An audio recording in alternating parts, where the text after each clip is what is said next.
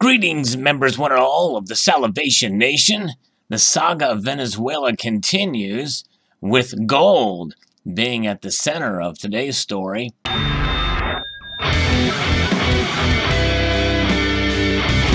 Several members of the community alerted me to this situation happening with a Russian airplane in Venezuela.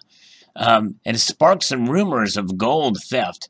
I saw it on another news source, but I kind of wanted to let the story marinate a bit to see what's going on. There's not really a whole much clear direction as to what the truth lies in this, but it's certainly something worth looking into and keeping an eye on in the news here. The sudden appearance of a Russian jetliner at an airport in Caracas this week has fueled rumors that embattled President Nicolas Maduro's ally was going to help him swipe 20 tons of Venezuela's gold reserves. Now, as you know, the prior president, Hugo Chavez, repatriated a lot of gold before Maduro, obviously before he passed away.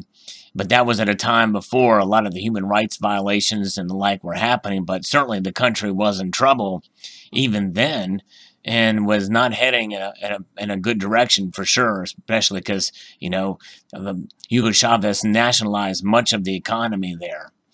But nonetheless, it is quite interesting to see this, that this Russian jetliner has been seen, and that's essentially kind of what the prior story had said. Venezuelan lawmaker Jose Guerra claimed on Twitter that the Russian Boeing 777, owned by airline Nordwind, that landed in Caracas Monday, was there to transport the gold from the country's central bank. Russian Central Bank Governor Elvira Nabiullina on Thursday shot down reports that Venezuela's gold was winging its way to Russia, a staunch backer of the hard-left socialist Maduro. And Foreign Ministry spokeswoman Maria Zakharova told reporters Thursday that she could not comment on the airliner, which was not sent for official goals. I can say that this is not about evacuation of Russian diplomats or their family members or Russian citizens that are employees of overseas agencies or companies, she said. Guerra is a former central bank economist who reportedly remains in contact with former colleagues. The gold is worth about $840 million and is roughly 20% of the country's gold reserve. I reported in a prior story that the country had doubled their gold reserve after paying back a German bank, Deutsche Bank, but that was stored at the Bank of England. Maduro's government is under increasing pressure from the U.S., which has backed self-proclaimed interim President Juan Guaido's effort to force Maduro from power.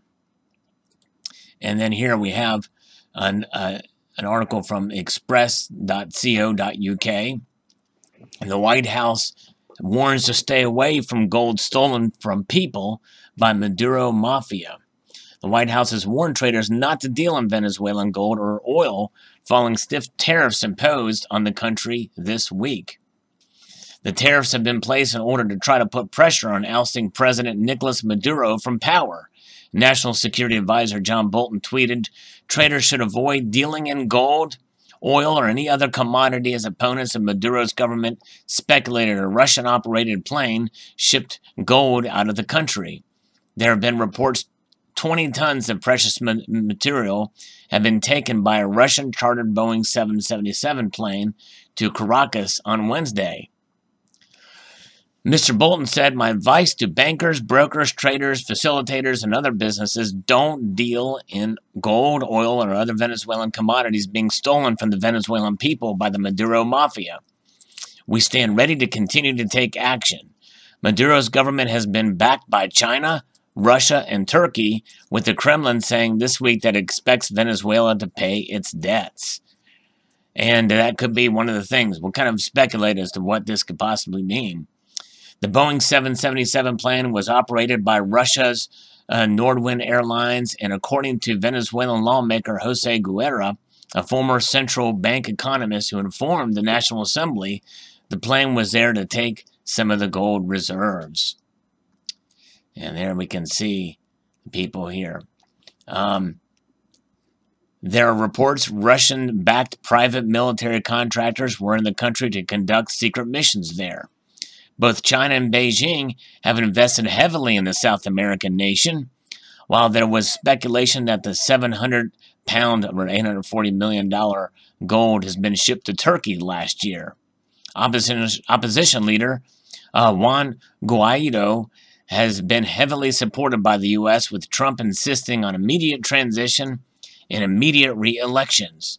Trump spoke with Venezuelan interim President Juan Guaido today to congratulate him on his historic assumption of the presidency and reinforce strong United States support for Venezuela's fight to regain its democracy. So it's very interesting to see. I mean, it's been a struggle for Venezuela, for the people of Venezuela over the last years.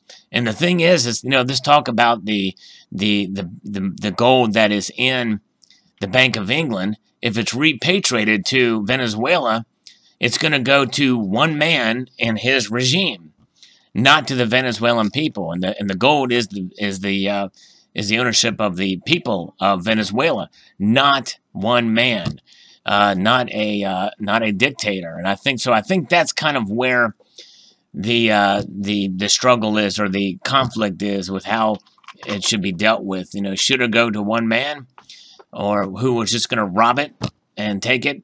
And of course, obviously, in this case, it looks like he's doing it, or at least there's speculation that he's doing it and taking it. A large protest all across Venezuela against Maduro. The fight for freedom has begun.